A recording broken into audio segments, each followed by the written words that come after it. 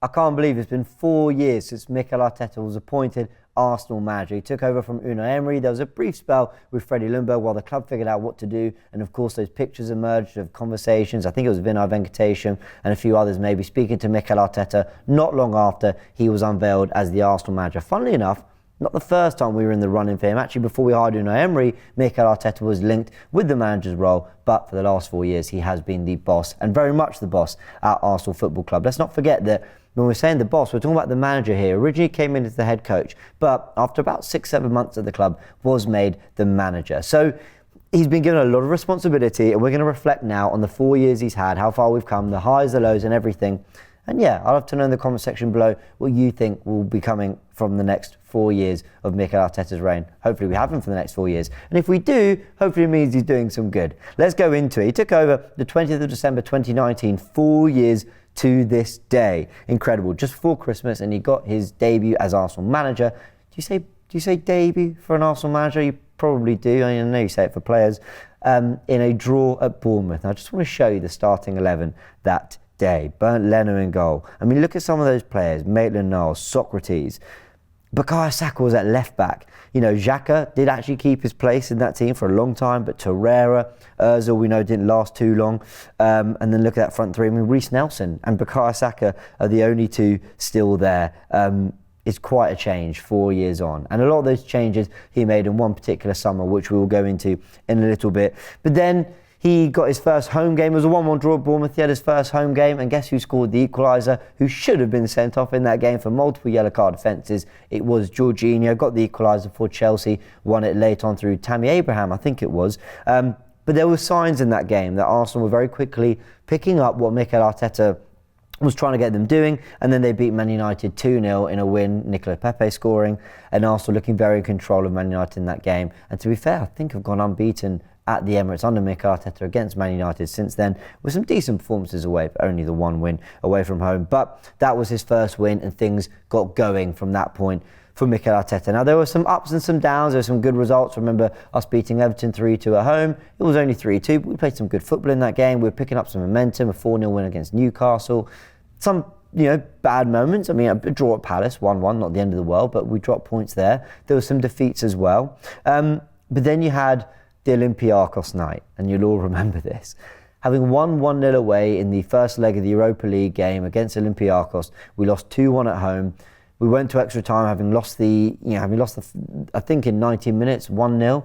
Aubameyang with a brilliant goal, an equaliser in the game, puts us 2-1 up on aggregate, bicycle kick. You're thinking, okay, here we go. Into the, at that point it would have put us into the round of 16, I believe, but they ended up winning it with minutes to go.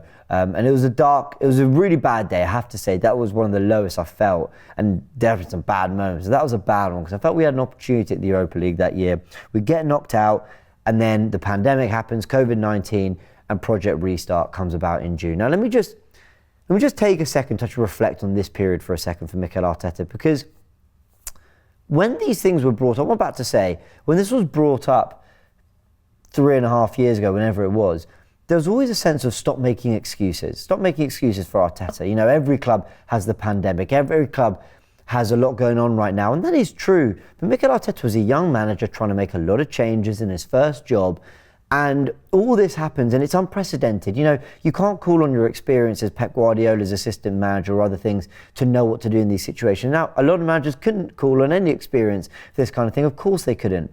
But that was all going on, and Mikel Arteta had to balance all that, and it probably impacted somewhat the first summer transfer plans, which we'll get into in a second. When you look at how Arsenal have spent in the summer since then, it maybe makes you wonder whether Arsenal were planning to go bigger in that first summer under Mikel Arteta than they did. But look, they won the FA Cup. Obviously, a lot of good did come from that Project Restart. Playing in empty grounds maybe did Arsenal a little bit of a favour, or am I being too kind?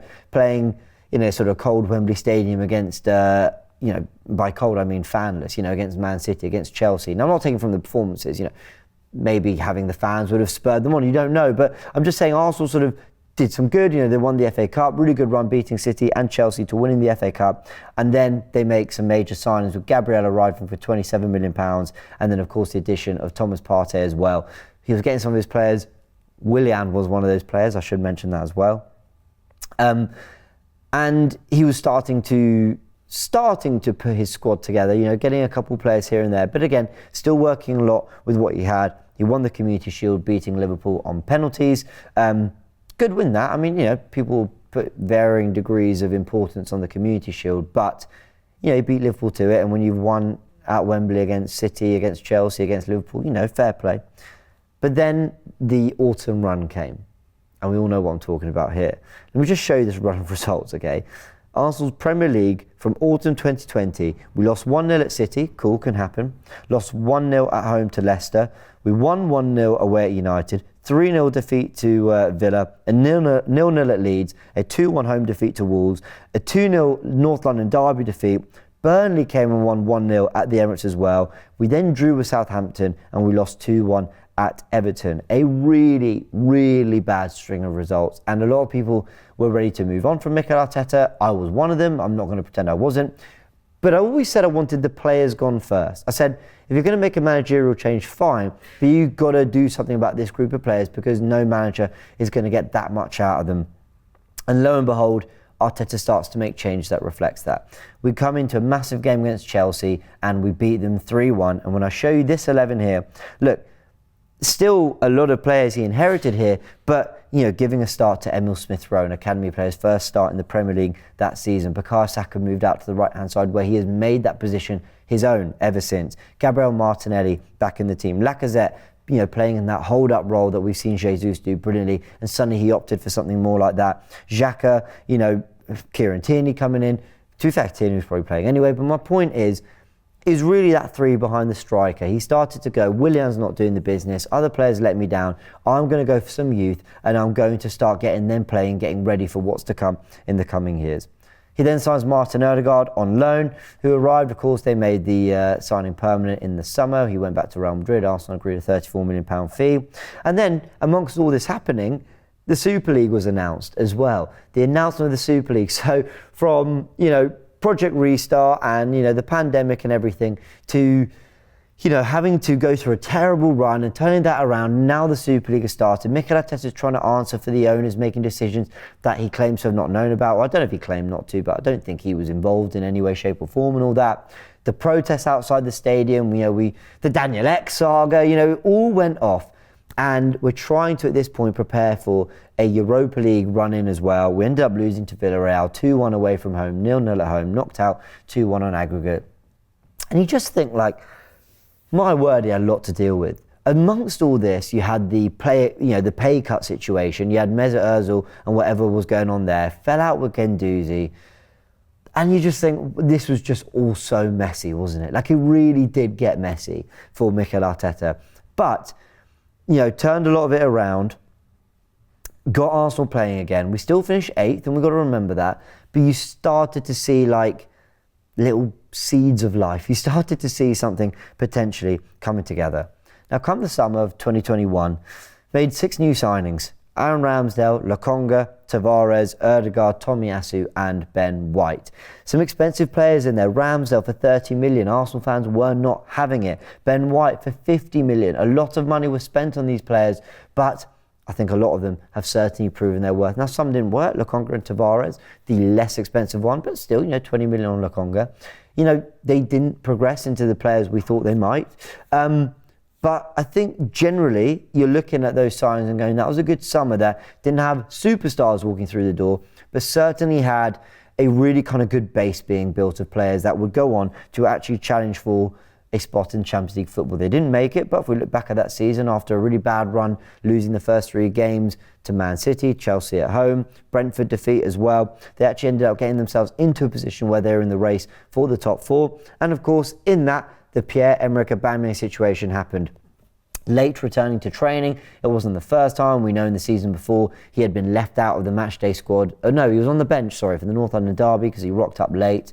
And Mikel Arteta was really starting to crack the whip and was really starting to flex his muscles and say, listen, I'm the boss and we have standards. And if you don't meet those standards, there are punishments, there are consequences. When you look back on that decision, a lot of people in the media were very critical of the way Mikel Arteta dealt with that. A lot of people were praising as well, but some were critical, saying, you need a goal scorer, you're not getting the best out of Aubameyang, now you've left him out completely. We then sold him to Barcelona or let him go to Barcelona. We're in a race for Champions League football with only Lacazette and Eddie Nketiah as strikers. And you're sat there going, well, some people are sat there going, you know, have you not just sort of cut your nose off to spite your face here? But long term, it set a standard, it set a precedent. Arsenal actually put some really decent runs together in that race for the top four. They missed out because they did lose 3-0 at Tottenham, a really, really bad result on a dark day, as was the Newcastle result. But I think there was some growth in that season, that the squad and the club really kind of took some forward steps from backing Mikel Arteta to embedding some really good young players of a good age that were going to reinstall the right culture at the club. And yes, we missed out on top four, but it actually gave a good platform for the summer that came. And that was the signing of Gabriel Jesus, Alexander Zinchenko coming from Man City. They left Champions League football to come to Arsenal. Now look, I say that and some of you might have a laugh at that. There were other suitors in the Champions League that came in for some of those players, Gabriel Jesus in particular. But they came to Arsenal despite us being in the Europa League. Mikel Arteta sold a project, Mikel Arteta sold a vision. They bought into it, and with the arrival of William Saliba, or should I say return of William Saliba, who had been going out on loan, and a lot of Arsenal fans weren't happy about that, he came in ready, and they just took Arsenal to another level. Granit Xhaka clicked, Partey was staying fit, Ødegaard took the armband and was looking like a captain, Zinchenko was giving us what we perhaps were missing in our build-up a little bit. Martinelli and Saka were growing, and Arsenal go on what is a fantastic, genuine title race run. You know, a fantastic start, which saw us, I think, win 12 games, draw one and lose one in our first 14. Man City at one point were 8 points behind us in the league. And yeah, what does that lend itself to then saying? Maybe we bottled it, we threw it away. And we know we did. We know the season didn't end the way we wanted it to. Far from it. You know, draws at West Ham, draws at Liverpool, both from 2-0 leading positions. A situation against Southampton where we scored 3 at home and still drew that game.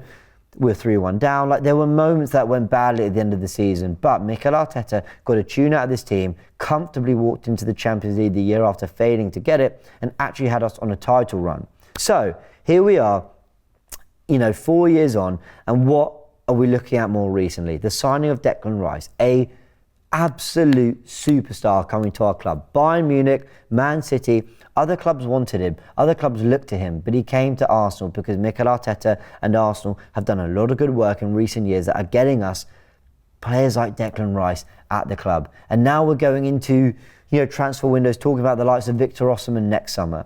It is a big, big transformation. And now we are top of the league again as we hit Mikel Arteta's 4 years in charge. His anniversary of joining the club, Arsenal sit top of the table. So, where does that leave us, and what do we look ahead to? Well, we look ahead to a manager who's hopefully growing, who's hopefully improving. And let me say, for all this, great work, and I've talked about a lot of the great.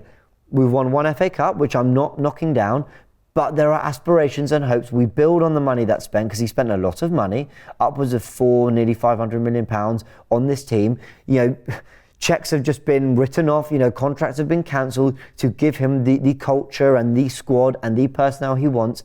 A lot has been built around Mikel Arteta, so there's a pressure to deliver. But I believe he will. I believe this is a team that is on course to deliver. We did really well in the Champions League group stages. We're looking forward to a knockout round against Porto, and hopefully we go even further. And we're now looking at a team that's top of the league that go to Anfield this weekend with genuine aspirations of going there and winning. I mean, when was the last time? I mean, okay, back in the summer, but it's only really been in the last 7-8 months that we felt we had a side that could go to Anfield and win football matches. It felt like we were so in their shadow before, and now we can actually be hopeful. And that's the big thing he's reinstilled, Mikel Arteta, in this team, is hope. The Emirates is louder than ever. The fans are believing. Players are wanting to come to the club, and there is hope in this side. And 4 years ago, there certainly wasn't. And it's just crazy looking back on the work he's done. I'd love to know your thoughts in the comment section below. What is the single best piece of work Mikel Arteta has done at this club? Is it just signing Declan Rice? Is it the way he's changed the culture of the club? Is it the football we're playing? What is it? And what are your aspirations? Because for all the good work, we're expecting results now, but I'm sure no one's expecting results more than Mikel Arteta himself. Hit the like button if you enjoyed this video. Subscribe to AFTV. Mikel Arteta, happy 4 years at the Arsenal. It has been quite a ride, but we're certainly enjoying it a lot in the last year and a half. Let's keep building, let's keep going, and let's go win some bloody silverware. Catch you all in a bit.